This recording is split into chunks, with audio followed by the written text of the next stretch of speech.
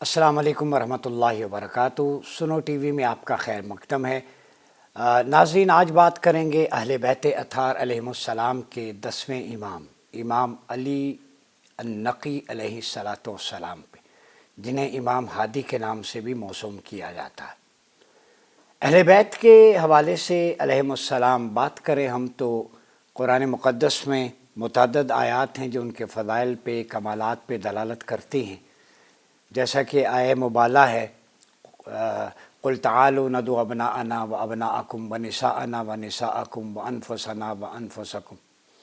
ये आयत जमी मुफस्सिरीन के नज़दीक जब ईसाइयों के मुबाले का वक्त आया तो आप सल्लल्लाहु अलैहि वसल्लम ने हसनैन करीमैन सैयदा कायनात और मौला कायनात अलैहिमुस्सलाम को लेकर रवाना हुए। तो उसकी अमली तफसीर है कि क्राइसिस के पीरियड में जो लीडरशिप इवॉल्व हो रही थी उम्मा को बताया वो अहले बैत अताहर थे। और ये डिवाइन सिलेक्शन है अहले बैत अताहर की, 5 नफूस कुदसिया की। चूँकि अल्लाह का फरमान है, क़ुल अभी आप फरमा दें कि हम अपने बेटों को लेके आते हैं, तुम अपने बेटों को, हम अपनी ख़वातीन को लाते हैं, तुम ख़वातीन को लाओ, और हम अपनी जान को लेके आते हैं, तुम अपनी जान को। तो यहाँ अबनाअना से हसनैन करीमैन मुराद हैं, अनफुसना से सैयदा कायनात, और निसाअना से सैयदा कायनात, अनफुसना से सैयदना अली करमल्लाहु वजहुल करीम। निसाअना जमा का सीगा है, 3 से या 3 से ज़ायद पे लागू होता है। तो मुहक्किकीन लिखते हैं वाहिद सैयदा ज़हरा को क्यों लेके आए कि ताकि वो रिप्रेजेंटेशन हो सारी वेमन कम्युनिटी की। ये लीडरशिप का रोल है, ये अहले बैत की मनाक़िब है। फिर उनकी इफ़्फ़त, इस्मत और तहारत के बारे में कुरान कहता है, इन्नमा युरीदुल्लाहु लियुज़हिबा अन्कुम अर्रिज्स अहलल बैत व युतहिरकुम तत्हीरा। गलाज़त को आपसे दूर कर दे, यानी गलाज़त को सो दूर है इनसे, और तुम्हें पाक और साफ़ और मुत्तहिर बना दे। फिर मैं आपके सामने एक रिवायत रखता हूँ, सैयदना अब्दुल्ला इब्न अब्बास हिब्र हाज़िल उम्मा तर्जुमानुल कुरान, आप फरमाते हैं कि लम्मा नज़लत हाज़िहिल आया, जब ये आयत नाज़िल हुई, कौन सी, क़ुल ला अस्अलुकुम अलैहि अज्रन इल्लल मवद्दत फ़िल क़ुरबा, सूरह शूरा की। क़ालू या रसूलल्लाह मन क़राबतुक हाउलाइ लज़ीना वजबत अलैना मवद्दतुहुम, क़ाल अली व फ़ातिमा वबनाहुमा। तो जब ये आयत नाज़िल हुई कि मैं इस तबलीग रिसालत पर तुमसे कोई अजर नहीं मांगता, हबीब फरमा दें, मगर अपनी और अल्लाह की क़राबत व क़ुरबत से मोहब्बत चाहता हूँ। अपनी अहले बैत अताहर की क़राबत से मोहब्बत, ये वाजिब है, कुरान कह रहा है। तो सहाबा ने अर्ज़ किए, या रसूलुल्लाह सल्लल्लाहु अलैहि वसल्लम कोई स्पेसिफ़िक बता दें, वो सारे शामिल हो जाते। आपके क़राबतदार कौन है जिनकी मोहब्बत हम पर वाजिब है, मैंडेटरी है? तो आप सल्लल्लाहु अलैहि वसल्लम ने फरमाया अली, फ़ातिमा, इनके 2 बेटे हसन और हुसैन अलैहिमुस्सलाम। और ये हदीस इमाम तबरानी ने भी रिवायत की मौजमुल कबीर के अंदर। ठीक है, अब यहाँ से आप अंदाज़ा लगाएं कि अहले बैत अताहर की मोहब्बत कितनी इम्पोर्टेंट है। फिर अहले बैत की मोहब्बत की तरग़ीब देना, आप सल्लल्लाहु अलैहि वसल्लम ने उनको तरग़ीब दी। इब्न अब्बास फरमाते हैं, क़ाल नबी सल्लल्लाहु अलैहि वसल्लम अहिब्बुल्लाह लिमा यग़ज़ूकुम मिन निअमिही व अहिब्बुनी युहिब्बुल्लाह व अहिब्बु अहल बैती लिहुब्बी, रवाह तिरमज़ी व हाकिम। इमाम तिरमज़ी ने सुनन किताबुल मनाक़िब अन रसूलिल्लाह बाब मनाक़िब अहले बैत नबी में, और हाकिम ने मुस्तदरक में रिवायत किया कि आप सल्लल्लाहु अलैहि वसल्लम ने फरमाया अल्लाह से मोहब्बत करो उन नेमतों की वजह से जो उसने तुम्हें अता की, और मुझसे अल्लाह की मोहब्बत के सबब मोहब्बत करो, और मेरे अहले बैत से मेरी खातिर मोहब्बत करो। आप अंदाज़ा लगा लें। फिर उसके बाद एक इम्पॉर्टेंट पॉइंट में आपको अबू सईद खुदरी की रिवायत है, हुज़ूर की वसीयत है अपने अहले बैत के बारे में। आजकल डिबेट बड़ा होता है। आप सल्लल्लाहु अलैहि वसल्लम ने फरमाया आगाह हो जाओ, मेरा जामादान जिससे मैं आराम पाता हूँ मेरे अहले बैत हैं। इन्ना आइबतिया अल्लती अवी इलैहा अहलु बैती व इन्ना करशियल अंसार फ़अफ़ु अन मुसीइहिम वक़बलु मिन मुहसनिहिम, कि मैं जिससे आराम पाता हूँ मेरे अहले बैत हैं, और मेरी जमात लीडरशिप वो अंसार हैं जिन्होंने मदद की, उनके बुरों को माफ़ कर दो और नेकोकारों की अच्छाई को कबूल करो। यहाँ लोग कहते हैं कि जो सैयद है हुजूर की आल में से और नसब में से है तो वो कोई इस तरह की बात नहीं कर सकता। तो करीम आका ने पहले ही फरमाया इंसान होने के नाते बशरी तकाज़ुम में कोई लग़ज़िशें हो भी जाएं तो हुजूर ने पहले फरमाया कि उनके बुरों को माफ़ कर दो। ये निस्बत की वजह से लोग कहते हैं कहाँ है माफ़ी, ठीक है, और उनके नेकोकारों की अच्छाई कबूल करो। तो इमाम अली نقی ہادی کے لقب سے مشہور ہیں۔ یہ ماہ رجب میں 212 ہجری میں مدینہ کے قریب سریہ میں پیدا ہوئے، ولادت ہوئی۔ کچھ مورخین نے کہا کہ دوسری، پانچویں یا تیسری رجب کو آپ پیدا ہوئے، یہ رجب المرجب کا مہینہ ہے۔ تو آپ کی ولادت کی دلیلوں میں سے ایک دلیل دعائے ناجیہ مقدسہ وہ بیان ہوئی ہے، اللہم انی اسألک بالمولدین فی رجب محمد بن علی الثانی وابنہ علی بن محمد المنتجب۔ خدایا میں تجھ سے سوال کرتا ہوں رجب کے دو مولود محمد بن علی دوم اور ان کے فرزند علی ابن محمد کے واسطے جو برگزیدہ ہیں۔ ائمہ نے، مقربین نے ان کے وسیلے سے دعا کی ہے، ٹھیک ہے۔ اور پھر سامرہ میں آپ مدینہ کے قریب ایک بستی ہے، معتز کے دور میں آپ پیدا ہوئے اور اپنے والد کی شہادت کے بعد 33 یا 34 سال تک آپ امام رہے۔ اور پھر امام علی نقی کا اخلاق اور سیرت اگر دیکھیں تو یہ اللہ کے منتخب منتجب بندے تھے جن کی آج تک حکمرانیاں ہیں۔ ایک بات میں آپ کو بتا دوں، ائمہ اہل بیت اطہار وہ نفوس قدسیہ ہیں جنہوں نے اسلام کے روحانی، باطنی اور سخاوت کے نظام پہ تو کام کیا ہے اپنے عمل کے ذریعے، لیکن اصل اسلام کے سیاسی نظام اور سیاسی تشخص کی بحالی کے لیے جدوجہد کی ہے وہی ائمہ اہل بیت اطہار نے کی۔ جو خلافہ علی منہاج النبوہ اور ریاست مدینہ کا جو کانسیپٹ بنیادیں تھیں، ان کے لیے ائمہ اطہار نے استقامت کا مظاہرہ کرتے ہوئے اپنا علم حق بلند کیا۔ تو اصل پولیٹکس وہی ہے جو ائمہ اطہار نے کی ہے، وہی پولیٹکس ہے جو خلفائے راشدین نے، سیدنا امام حسن نے کی، وہی سیاست اسلامی ہے جو عبداللہ بن زبیر رضی اللہ تعالیٰ عنہ نے کی، سیدنا عمر بن عبدالعزیز رضی اللہ تعالیٰ عنہ نے کی، بیچ میں سے کچھ حکمرانوں نے بھی کی، اور وہی پولیٹکس اصل ہے جو ائمہ اہل بیت اطہار نے کی۔ یہ سازش کے تحت ان نفوس قدسیہ کو سلیبس سے غائب کر دیا گیا۔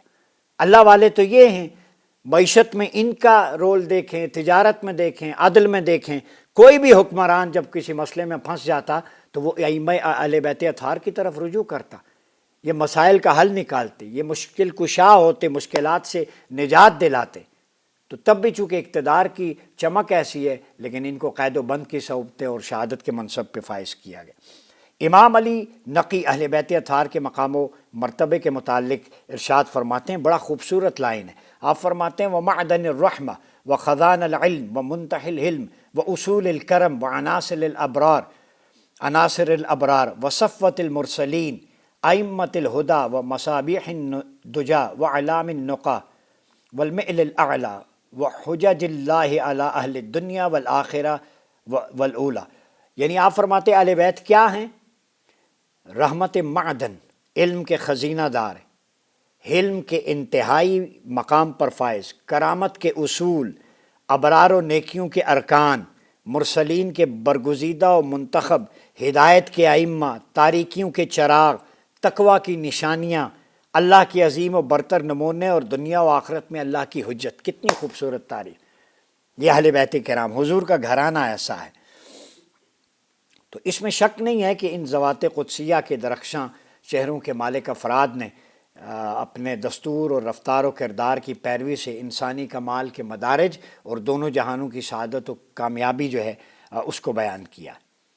تو امام علی نقی کے اخلاق و فضائل کسی سے پوشیدہ نہیں، علماء، مورخین، تمام اسکول آف تھاٹ کے اس پہ واقف ہیں کہ اہل بیت کے دشمنوں سے جب بھی آپ کی مدح و ثنا کی ہے، جیسے ابو عبداللہ جنیدی کہتا ہے خدا کی قسم، یہ اہل سنہ کا ہے، روئے زمین پر اللہ کی بہترین مخلوق اور لوگوں میں سب سے معزز و محترم امام علی ہادی ہیں۔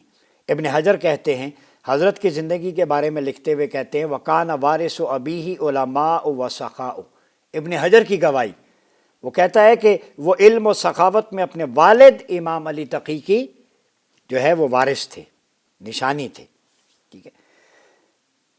پھر اللہ سے لگاؤ جو امام علی تقی کا ہے، وہ ہر وقت اللہ کی بارگاہ میں پوری رات عبادت، حالت خشوع و خضوع میں، سجدے رکوع میں گزارتے اور نورانی پیشانی زمین پر ہوتی، اور جس کے درمیان سوائے سنگ ریزو اور خاک کے کچھ حائل نہ ہوتا۔ جب انہیں نیاز جھکاتے، دعا کرتے، اور دعا کیا کرتے تھے الہی مسی و قد وردہ اور آخر میں ہے وَفَقَيِّرُ قَدْ قَصَدَ لَا تُخَيِّبُ مَسْعَاهُ وَارْحَمْهُ وَاغْفِرْ لَهُ خَطَاهُ۔ میرے پروردگار تیرا گناہگار بندہ تیرے پاس آیا ہے، عاجزی کی انتہا دیکھ، ایک تہی دست تیری بارگاہ میں حاضر ہوا۔ اس سے خالص توحید کس در سے ملے گی جو اہل بیت نے دی ہے؟ اس کی صحیح کوشش کو ناکام نہ کرنا، اسے اپنی رحمت و عنایت کے سائے میں قرار دے، اس کی لغزشوں کو معاف کر۔ خالص توحید کا تصور لینا ہے، امام علی نقی کے در کا رجوع کرے کہ رب کو کیسے راضی کرنا ہے۔ یہ نفوس قدسیہ جو بندے کو اللہ سے جوڑ دے ہیں، عجز و انکساری کا کمال ہے۔ پھر سخاوت و بخشش، عقل مال دینے پر اکتفا کریں۔ امام علی نقی کے بارے میں ہے، اس کے قائل نہیں تھے، ٹھیک ہے، ذاتی قدر و قیمت کے بھی قائل نہیں تھے، فراوانی کے بھی، جو آتا بانٹ دیتے، معمول کے مذاکر چھوٹے پہ گزر کرتے، ٹھیک ہے، اور اجتماعی اور انفرادی طور پر جو آپ کی بارگاہ میں آتا خزانے کھول دیتے، ٹھیک ہے، اور اپنے والد بزرگوار کے مانند سخاوت کے مرکز تھے۔ بسا اوقات اتنی زیادہ مقدار میں انفاق کرتے کہ ابن شہر آشوب جیسا دانش مند کہتا ہے کہ اتنی زیادہ مقدار میں رائے خدا میں انفاق کرنا ایک معجزہ ہے، میریکل ہے، چیریٹی کرنا، جو بادشاہوں کے علاوہ کسی کے بس کی بات نہیں۔ اصل بادشاہ کون ہے؟ ہائے ہائے ہائے! اور میں نے ابھی تک اتنی کثیر مقدار میں رائے خدا میں انفاق کرنا کسی اور کے بارے میں نہیں سنا۔ تو وہ کہتا ہے، اسحاق جلاب لکھتے ہیں کہ میں نے ابو الحسن امام علی نقی علیہ السلام کے پاس بہت ساری بھیڑ بکریاں خریدیں۔ اس کے بعد حضرت مجھے ایک وسیع جگہ پر لے گئے جن کے بارے میں مجھے اطلاع نہ تھی، تو پھر تمام بھیڑ بکریوں کو جن کے درمیان تقسیم کرنے کا حکم دیا، میں نے سب کو بانٹ دیا، ان کے لیے بکریاں خریدیں کثیر، سب بانٹ دیں، ٹھیک ہے۔ اور اسی طرح حلم و بردباری میں آپ باکمال تھے، اور حلم و بردباری والکاظمین الغیظ والعافین عن الناس۔ امام زین العابدین کی واقعات پہ غور کریں تو لگتا ہے یہ آیت ان کے لیے، امام علی نقی کا طرز عمل دیکھ کے لگتا ہے یہ آیت ان کے طرز عمل کے بارے میں نازل ہوئی۔ غصے کو پی جانے والے، لوگوں سے عافیت کا معاملہ کرنے والے، اس کی عملی جھلک دیکھنی ہے تو امام علی نقی کو دیکھ لیں، ٹھیک ہے۔ پھر جب آپ پر مسلسل قید و بند، مدینہ سے آپ کو نکال دیا گیا روضہ اقدس سے، پھر جو متوکل تھا اور اس نے کہا کہ ایک بندے کو میں آپ کے ساتھ بھیجتا ہوں، تو اس نے کہا کہ اگر آپ نے متوکل میں کے سامنے میری کوئی شکایت کی تو میں مدینہ میں موجود آپ کے تمام درختوں کو آگ لگاؤں گا، غلاموں خادموں کو ماروں گا، آپ کی کھیتی کے چشموں کو بند کر دوں گا اور یقین جانے میں کام کروں گا۔ امام نے اس کی طرف رخ کر کے فرمایا، تمہاری شکایت کا سب قریبی راستہ خدائے متعال کے پاس تھا، اور میں نے گزشتہ رات پروردگار عالم سے تیری شکایت کر دی ہے، ڈیوائن ایف آئی آر درج ہوئی۔ پریہا نے جیسے ہی انہوں نے کہا میں کسی بادشاہ کو شکایت کرتا ہی نہیں ہوں، میں اللہ کے علاوہ اس کے بندوں کی شکایت کسی سے نہیں کرتا۔ اوئے ہوئے ہوئے، کتنی بڑی بات کہہ دی۔ تو اس نے حضرت کا دامن پکڑا اور فرمایا معاف کر دیں۔ آپ نے اسی وقت فرمایا میں نے تمہیں معاف، والعافین عن الناس، وہ دھمکی دے رہا ہے میں جلا دوں گا، سب کچھ برباد کر دوں گا۔ آپ نے فرمایا اللہ کی بارگاہ میں شکایت ہے۔ جب معافی مانگی فرمایا مولا تیری بارگاہ میں شکایت تھی، اب تیری رضا کے لیے معاف کرتا ہوں۔ دامن دیکھیں، سیکھیں ان سے، ان نفوس قدسیہ کے۔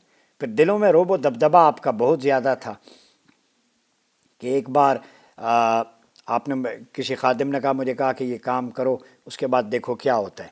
تو امام علی نقی علیہ السلام کو جب آپ کے پاس آیا تو امام کے سامنے زمین پر بیٹھ گیا، ٹھیک ہے، اجازت مانگی، مجلس میں بٹھایا، اندر آنے کی درخواست دی۔ امام اندر داخل ہوئے، جب زید کی نظر امام پر پڑی تو امام کی ہیبت و جلال کو ان کے رخسار پر دیکھا تو اپنی جگہ سے کھڑا ہو گیا، امام کو اپنی جگہ پر بٹھایا اور خود امام کے سامنے بیٹھ گیا۔